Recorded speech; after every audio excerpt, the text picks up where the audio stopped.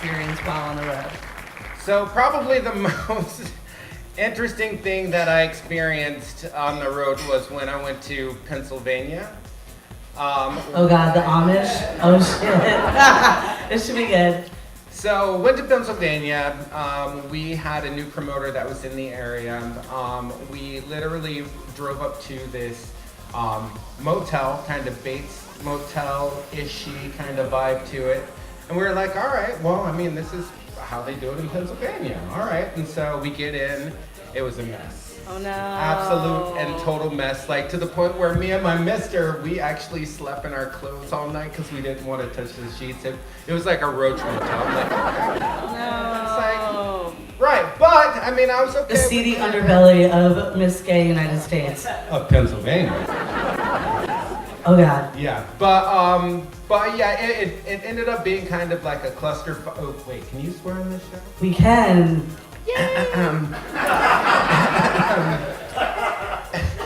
It was just a mess. I'm not gonna swear because I'm a former Miss Gay United States. Just say it was a fucking hot mess. It's okay. It was just like poop. Is that what was in there, or that's your? It was just kind of like a roach motel-ish kind of vibe, and like we went to the venue, and there were like 3 people there, like 3 of them worked there.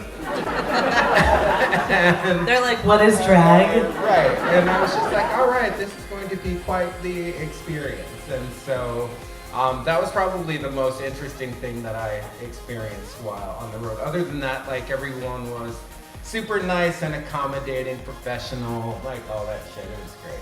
So, I mean, do they book an entire year like worth of gigs, and you have to make all these appearances? And Yeah, pretty much. That's pretty much the format. My sister is going to compete next week, Malay, who you will have on the show, and she can tell you. I know, that's exciting. But my kid sister is going, and yeah, like you have promoters all over the United States that once you win, then you are married to a calendar.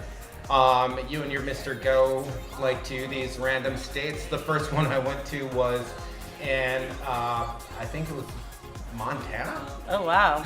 Like Montana. And I was like, all right, Montana, here we go. Like get a bison burger and things. So I was like, all right. Like, I've never had it, but cute. But yeah, you travel a lot. It's a great experience, and I wouldn't trade it for anything. What about New York or Boston or anywhere like that? Did you hit up those places? So when you go to places like New York, you don't want to go in the geesh because you're trying to like entertain boys, not necessarily the masses. And so yeah, like I never took the drag to New York because there were other things on my mind. And did that work out for you? Maybe. Next show. Right. And so you have to pass this on. I mean, obviously you get to keep. And why the fuck is that thing flat? I thought they were round.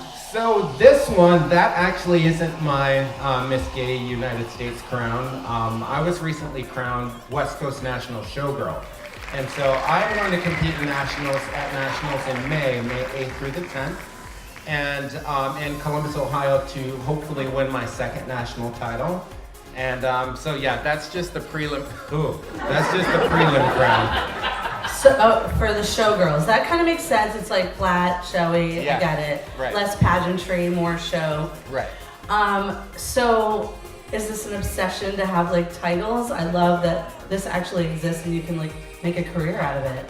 Well, I don't know if it's an obsession. Like when I grew up like in the drag community, like it was like my drag mom was very pageant. Where are you from?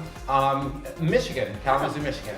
Oh my god. And so I grew up in a very pageant family, and so like I think that is like whatever you grow up in, like that is just the path you Culture take. of, And so yeah, so it's not an obsession. I just happen to be kind of good at it, and people want to give me crowns. You look perfect though. Everything about your look and your dress and everything is just absolutely impeccable. Thanks. Flawless. God, you make everybody else look like trash back in San No. Francisco. You're like, ew, where's the white trash from here? No, I mean, I think what I love and appreciate about San Francisco that's unlike drag on the East Coast or down south and so on and so forth is that like all types of drag is welcomed and appreciated here in the city. And like in some of the more pageantry like type of states, it's just like, I mean, your hair is making up, where are the stones? Blah, blah, blah, blah, blah. And then they come here and they're like, oh my God, does she have a beard on? Yes, Queen in San Francisco, she has a beard on and she's still sick here. Yeah, totally. And so, but that's what I appreciate the most about the city that I live in, is just the different types of drag that we have.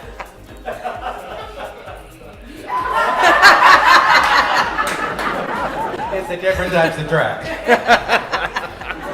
Oh my God, Mama Dora, Can I ask your you- mustache is amazing. Yeah. Yes. I would like to ask you a question because I do appreciate all the stuff that you do, and you always look amazing as a man, as a woman. You know, I'm not a lesbian though, but you know, I do appreciate all the stuff that you do.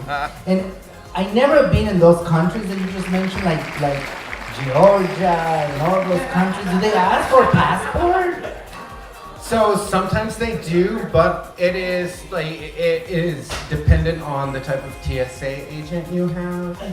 And so like if you get to the borders of Detroit, let's say, and you look like you could be from like Canada, they'll let you in because Windsor is right there.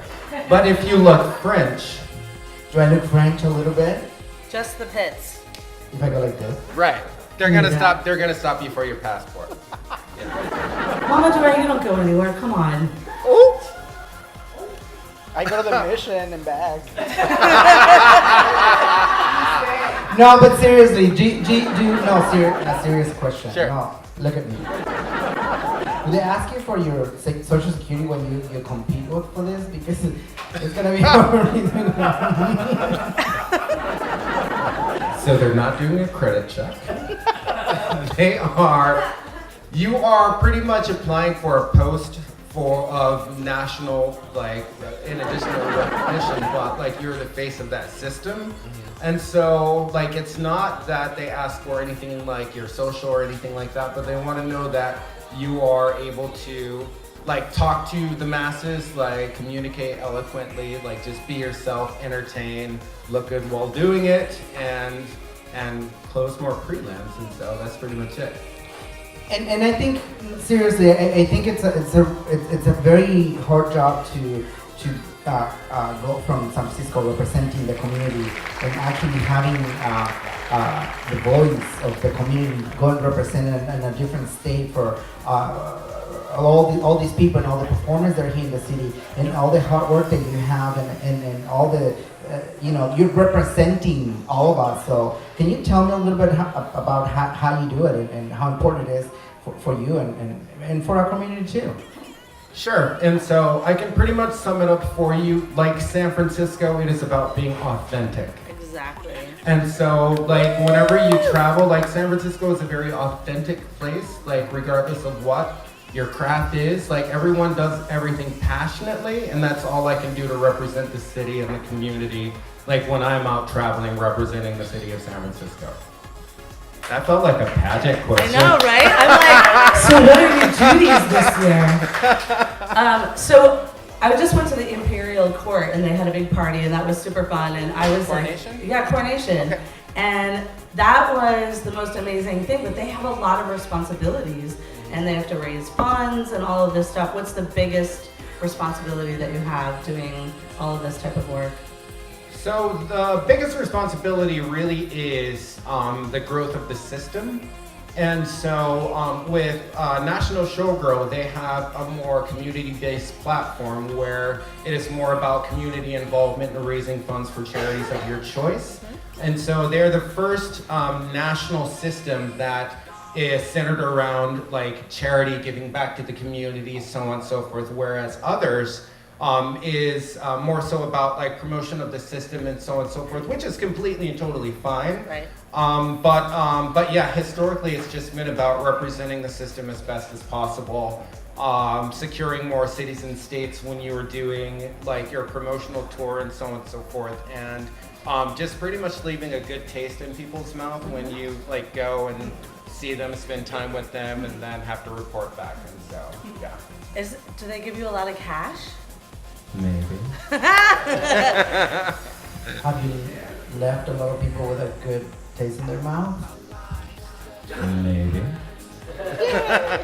That's a whole different ballgame. I want to thank you so much for spending just a little bit of time with us this time and sharing just some of your experiences just in a world that most people never get the chance to do, and it's mostly like for women and has now been really branched out in so many awesome ways to let people just kind of express themselves and feel excited about, you know, winning something and being proud. And so I thank you so much. It's so awesome. I mean, everyone here is so proud of you, so you should feel really confident and happy and successful. And even though your one tiara has, you know, gone away a little bit, you have another one coming up. I do. And so I wish you the best of luck on that. Thank you. And if there's anything we can do, please let me know. That'll be so exciting. It'll be fun to have you back when you win. Exactly. Yeah. Yeah. Anyway, so I know you have a zip car, so we're gonna let you zip away. Cool. But Mama Dora, I'm gonna have you stay on the couch. Okay. But let's give it up for Mercedes Munro!